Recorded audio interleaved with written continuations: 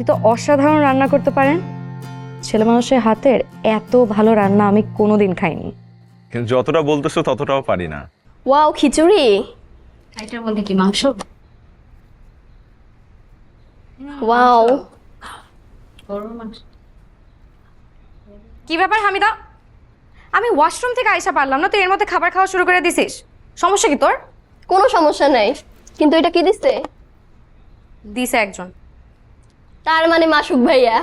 চুপ, একটা থাপ্পড় দিব তোরা। যা যা প্লেট নিয়ে আয়, যা, বেশি কথা বল না।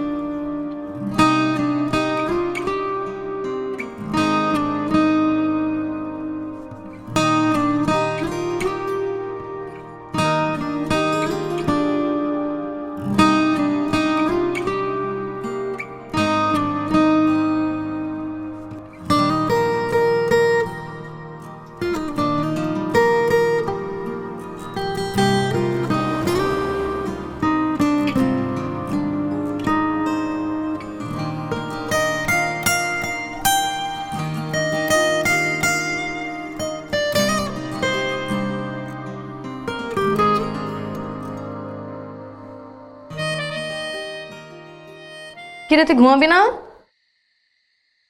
ঘুমা, অনেক রাত হয়েছে, ফোন টিপিস না।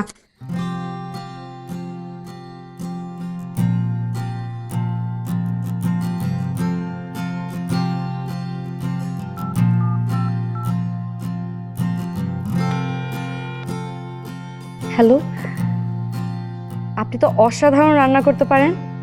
ছেলে মানুষের হাতের এত ভালো রান্না আমি কোনোদিন খাইনি। কিন্তু যতটা বলতেছো ততটাও পারি না। মেসে থাকি তো, বুয়ার হাতের রান্না খেতে হয় প্রতিদিন। তার হাতে তেলবিহীন তরকারি, পানির মতো ডাল, এগুলো খেতে খেতে যখন বিরক্ত লাগে তখন নিজে নিজে একটু রান্না করি। ওই নিজে নিজে রান্না করতে করতে যতটুকু শিখছি সেটাই। খুব কম সংখ্যক মেয়ে এত ভালো রান্না করতে পারে। আপনার বউ অনেক লাকি।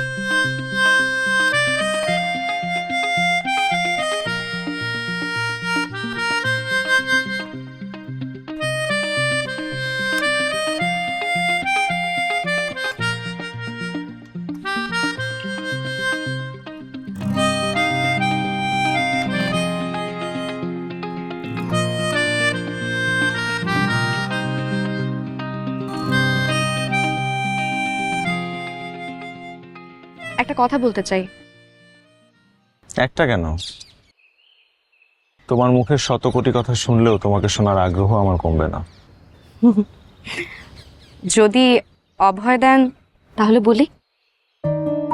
তৃষ্ণার্ত পথিকের সামনে এক গ্লাস পানি রেখে তার অনুমতির অপেক্ষা করতে নেই।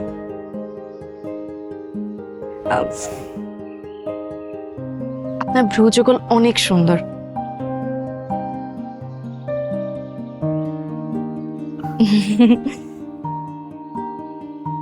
আমার